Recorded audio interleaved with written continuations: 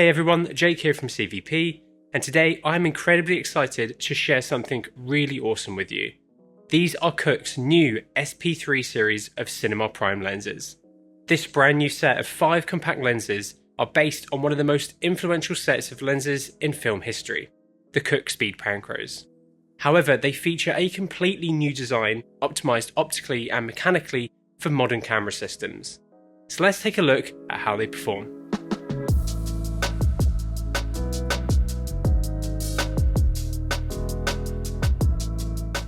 Cooke has been creating optics for cinema since 1893, which means that they are a core part of the look and feel of cinema. They are a brand with a real level of prestige that spans across the entire moving image industry. Whether you are a videographer, content creator, or aspiring DP, you will most likely know Cooke lenses and lust after using them.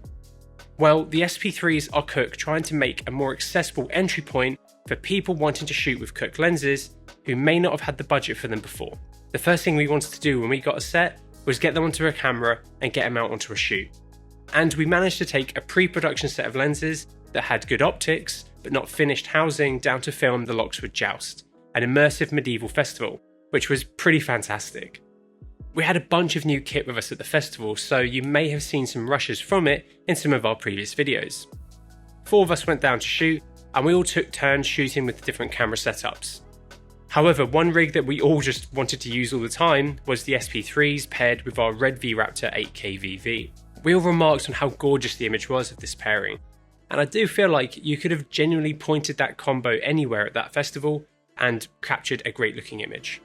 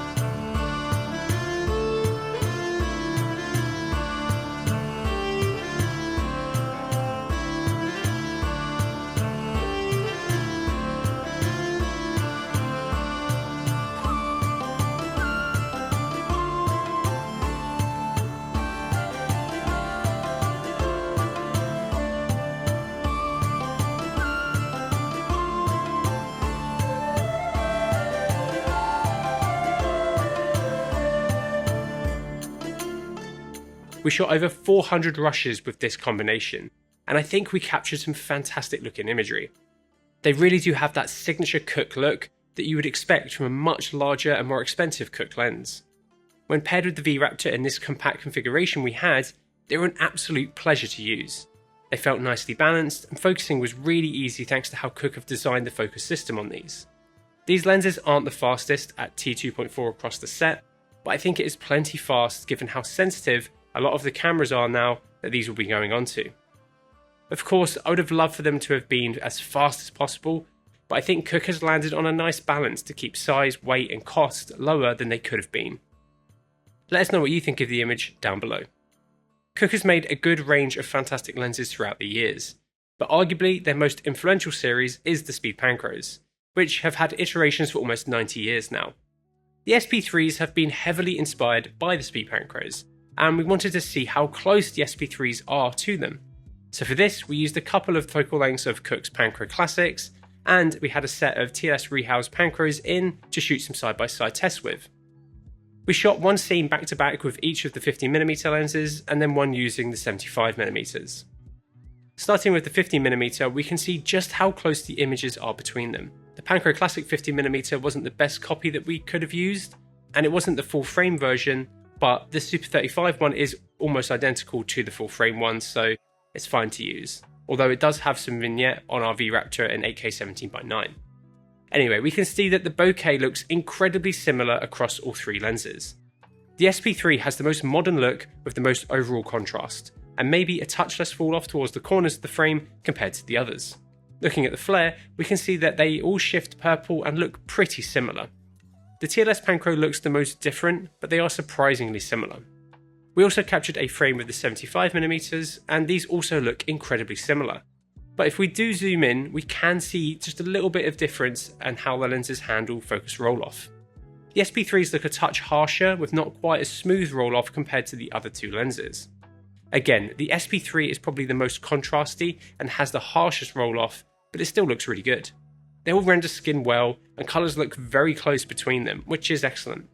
It's very impressive how close Cooke has got these lenses to each other, given their price difference. Cooke has designed these lenses to match well with their Panchro Eye Classic lenses, making them a great affordable option for people who want the Panchro look, but don't want or need to go with their more traditional Cooke lens system. With how close they look, I can see these working really well as B or C camera lenses for productions using larger Cooke lenses on their bigger camera setups. If you want to keep up to date with the latest and greatest kit, please subscribe to the channel if you haven't already. And if you want to buy anything you see in this video, or want to get your hands on the Cooke SP3 lenses for yourself, head over to cvp.com where our experienced team is waiting to help you. The SP3s are a massive change for Cooke when it comes to both their target demographic and design. They are clearly designed for different production styles and situations than what Cooke typically aim for, and that's reflected in the price of them as well. Comparing them to some of Cooke's other lenses, it is striking just how much smaller and lighter they are. The 25 through to the 75 all weigh between 500 to 600 grams, and are very similar in size, whereas the 100mm is larger and quite a bit heavier. This consistent weight and size will make the lenses great for configurations where weight and size are essential, such as on a drone or gimbal. The standard 0.8 pitch gears for controlling focus and iris are also consistently placed, so you don't need to move focus or iris motors when swapping lenses.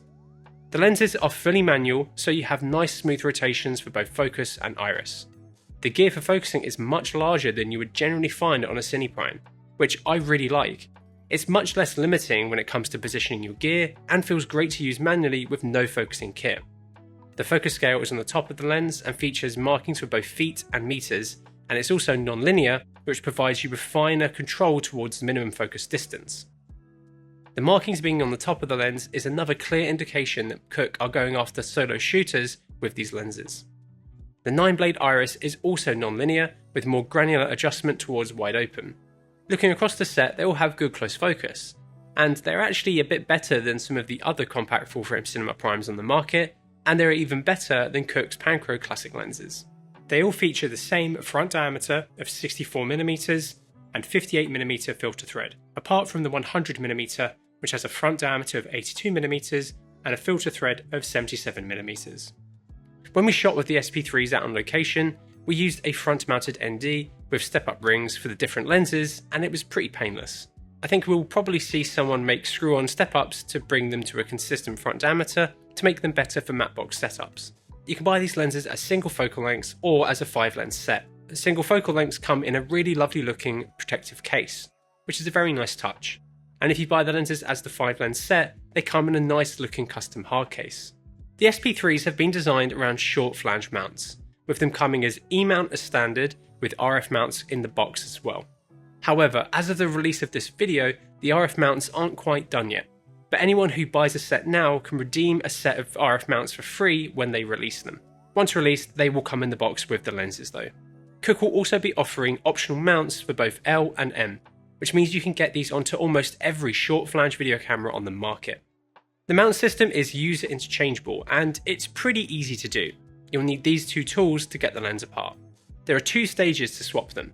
The initial mount, which has one set of pretty normal looking shims, and then a second section, which is the barrel before the iris. This has another set of shims, which are pretty easy to miss. We've made a video about shimming your lenses before, so if you plan to do this with these lenses, I do suggest watching that. However, a good starting point of going between E and RF mount is just using the same amount of shims and then going from there. Unfortunately, there is no option for PL or EF for these lenses, which honestly isn't too surprising given how close their image is to the Panchro Classics, which are much more expensive than these. Regardless of them being available in PL or EF anyway, you can get these onto almost every cinema camera on the market. You can get an M mount for the Alexa Minis and 35, loads of Red's modern cameras use RF, all of Sony's cameras including the Venice have an E mount, and so on. There are of course some cameras that still use PL or EF. But with how the industry is going, I honestly think that most major camera brands are going to be moving over to these shorter flange mounts across their entire camera lines. We just aren't quite there yet. Cooke is just planning for the future. The Cooke SP3s have a rated image circle of 43.3mm, which will cover loads of full frame sensors. We can't get these onto our regular camera coverage tool, so we shot our coverage tests on the Canon R5C in its stills mode and our VRaptor 8K VV in its 8K 17:9 mode. This way we can look at both of them and be sure of the performance across two of the largest sensors that you can use these lenses on. Across the set, you can see that they cover both sensors very well. Wide open, you can see some light fall off on the 25, 32 and 50mm, but the longer focal lengths have good illumination wide open. At T4, illumination is incredibly consistent across the lenses. So it's safe to say that they cover even the largest sensors that you can put them onto, and some even cover larger than their rated image circle. Anyway, you should be happy with the performance even when shooting 3x2 on a camera like the Venice, or 8K 17:9 on the VRaptor VV. We are going to try and get these onto our lens tool, but if you want to see how any other lenses cover your chosen camera and format, head over to our lens coverage and camera comparison tool, the link to which is in the description below. Right, let's take a look at our regular bokeh headshot examples. Starting with the 25mm, we can see that our autofocus highlights have a defined edge with a touch of green around them. Wide open, we can also see circular highlights in the middle, which become more cat's eye shaped as you go away from the centre of the frame towards the corners. This gives our background a very swirly look, which can look lovely. When stopped down, we can see the 9-blade iris forming the shape of the highlights. We can also see less cat's eye shaped bokeh as we stop down. The slight green edge is consistent down to T5.6 though. The 32mm performs very similarly with the same nice circular shape in the centre, swirling to the cat's eye towards the corners. It has the same defined edge with a slight touch of colour and a bit of glow. And again, as you stop down, we can see a similar shape and less cat's eye shaped bokeh. The 50mm again performs incredibly similar to the previous two lenses, but it has a touch less fringing around our highlights. The 75mm looks very similar to the 50mm, and the 100mm looks very similar again, but has slightly less cat's eye shaped bokeh overall. Cooke has done a fantastic job of making these lenses incredibly consistent. The overall image across all five looks very close to each other here, with similar overall contrast and character. I really do like the look of the overcorrected busy bokeh that the SP3s can produce. A lens's flare characteristic is a very subjective thing. For these examples, we grabbed a torch and blasted it down the barrel of each lens. We tried to keep the torch in the same position, but did move the camera as we changed the focal length. We are using RF versions of the lenses on our red VRaptor VV 8K for these tests. The lenses share quite a bit. They all have some veiling glare and shift more purple, which is very Cooke. The 25mm is quite busy compared to the rest of the lenses, especially the 32mm, which is quite well controlled. All the lenses look to have some kind of rainbow touches to their flare, and the 50, 75 and 100mm have these diamond shapes. The 50mm has this halation on the right as well, which is very reminiscent of the flare we saw on the rehoused Panchro. I like how the flare looks on these, and even out in the wild, we captured some great looking images with flare in the shot. Right, let's take a look at how the lenses can resolve our chart. For these, we are using our red VRaptor in 8K 16:9, and we are moving the camera further away from the chart to match framing as much as possible.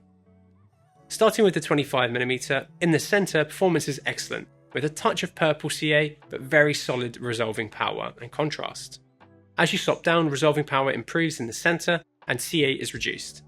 As with a lot of Cooke's lenses, the SP3s are tuned to fall off towards the corners of the frame.